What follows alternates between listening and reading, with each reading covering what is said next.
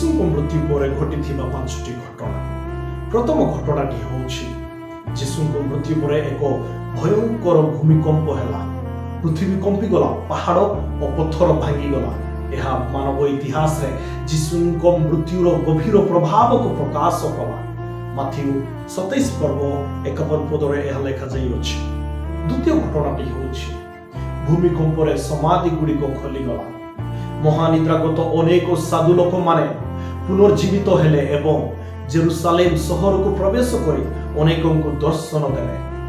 ତୃତୀୟ ଘଟଣାଟି ହେଉଛି ମନ୍ଦିରରେ ଥିବା ବିଚ୍ଛେଦ ବସ୍ତ୍ର ଉପରରୁ ତଳ ପର୍ଯ୍ୟନ୍ତ ଚିରି 2 ଖଣ୍ଡ ହେଲା। ଏହାର ଅର୍ଥ ହେଉଛି ଯେ ଯୀଶୁଙ୍କ ମୃତ୍ୟୁ ଦ୍ୱାରା ଏବେ ଲୋକମାନେ ସିଧାସଳଖ ଭାବେ ପରମେଶ୍ୱରଙ୍କ ପାଖକୁ ଯାଇପାରିବେ, ଦର୍ଶନ କରିପାରିବେ। ଚତୁର୍ଥ ଘଟଣା ହେଉଛି ଯୀଶୁଙ୍କୁ କ୍ରୁଶରେ କ୍ରୁଶାର୍ପିତ କରିବା ପରେ 12 ଘଣ୍ଟା ଠାରୁ 3 ଘଣ୍ଟା ପର୍ଯ୍ୟନ୍ତ ସମସ୍ତ ଦେଶ ଉପରେ ଅନ୍ଧକାର ଛାଇଗଲା। ଏହା ଆମୋସ 8 ପର୍ବ 9 ପଦରେ ଥିବା ଭବିଷ୍ୟତବାଣୀକୁ ପୂରଣ କଲା। ପଞ୍ଚମ ଘଟଣା ହେଉଛି ଶେଷ ଘଟଣା ଏବଂ ଅତ୍ୟନ୍ତ ଆଶ୍ଚର୍ଯ୍ୟଜନକ ଥିଲା।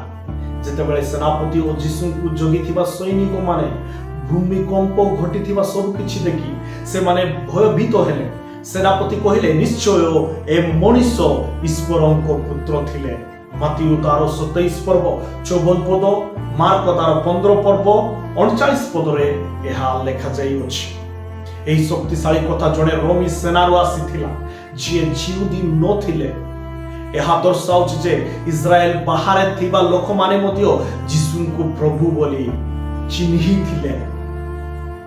ତାଙ୍କର କଥା ଏହା ପ୍ରତୀକ ଥିଲା ଯେ ସାଲଭେସନ ସମସ୍ତଙ୍କ ପାଇଁ, କେବଳ ଜିହୁଦୀ ମାନଙ୍କ ପାଇଁ ନୁହେଁ।